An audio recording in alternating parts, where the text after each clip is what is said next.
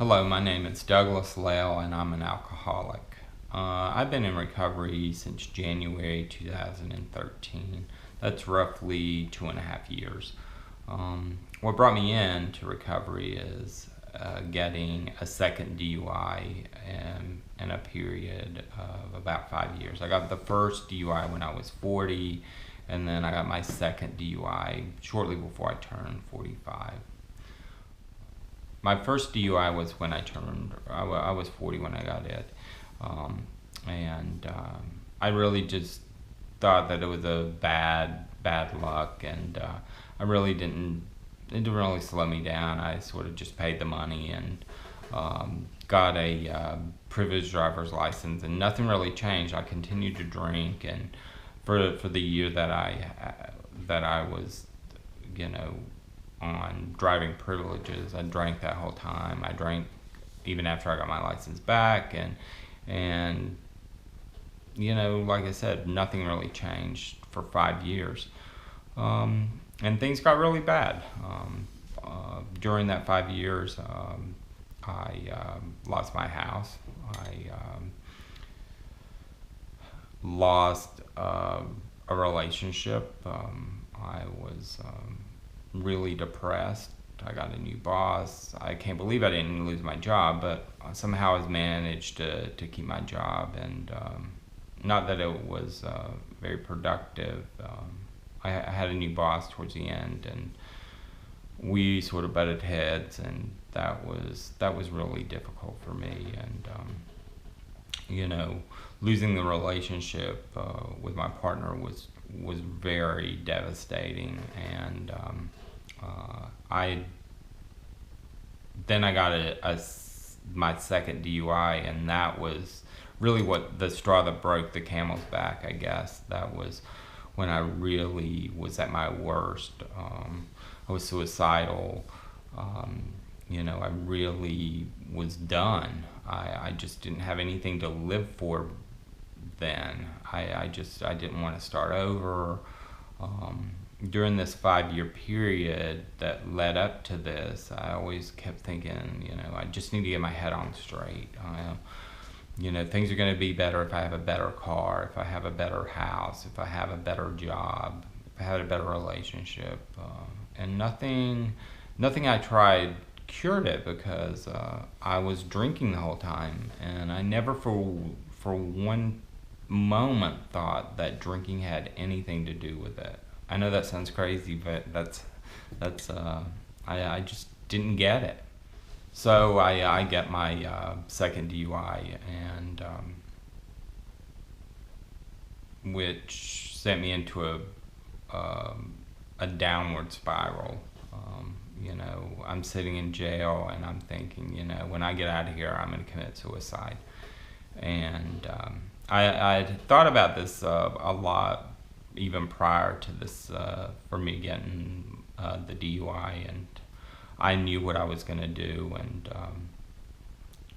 luckily, I had a plan laid out as to what was going to go down, and I needed to call a few people just to get some things in order.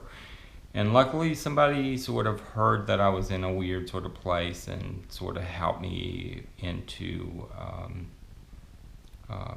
Copestone, which is here in Asheville, North Carolina. And it was my partner at the time, or my ex-partner at the time, and his family sort of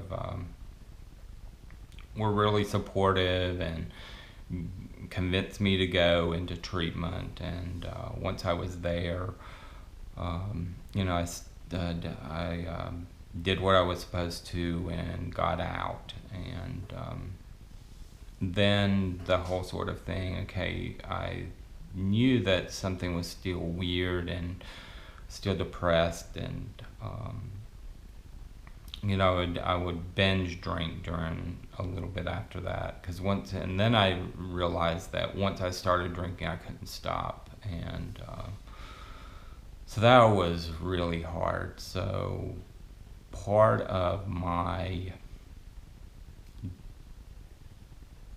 DUI court situation was I was required to go to meetings. And so I really didn't want to go to AA. I sort of knew that I needed to. I needed something, but I just didn't know that I was an alcoholic.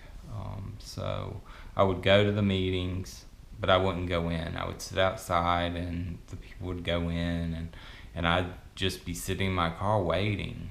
And I would think, I'll go in 5 minutes. And then, it would be quarter past when that meeting was starting. I was like, I'm not going to do that. It's too late. I'll go tomorrow. And I did this for several weeks, but then it got to where I just didn't have any more time. I couldn't put it off any longer. So I ended up making it into the rooms, and once I was there, it was a little weird and a little awkward, but but for some reason I just sort of felt a little bit better. During this time, I was living by myself, and I hated going out. I didn't want to leave my apartment. I wanted to sleep all the time. I was still done. Had given up. I didn't have any hope, and once I started going to AA, I sort of started. There was something that happened that I just started to feel better. I just started to sort of be somewhat at peace, after the meeting for a few minutes, and so I just kept going. And after about 3 months, I was finally sleeping. I hadn't slept a whole night through in probably 10 years, and I was sleeping. I was going off my meds, and I was starting to feel like I was alive again. And after that time, I sort of got a sponsor, started working the steps, and through a lot of work and a lot of ups and downs, I sort of settled out. It took me about 6 months, 6 to 9 months to really sort of feel finally okay, or at least stable. So I've been in recovery about 2.5 years now, and since I've been in, a lot of great things have happened. I've reunited with my partner, and his family is wonderful, and I've made my amends to them and to my family, and even my former employer, and all of this has really changed my life for the better. Granted, there's been some bad things that's happened. I had to file for bankruptcy. I had to, I had lost my house. I ended up losing my job, but it was just because the company went bankrupt. And but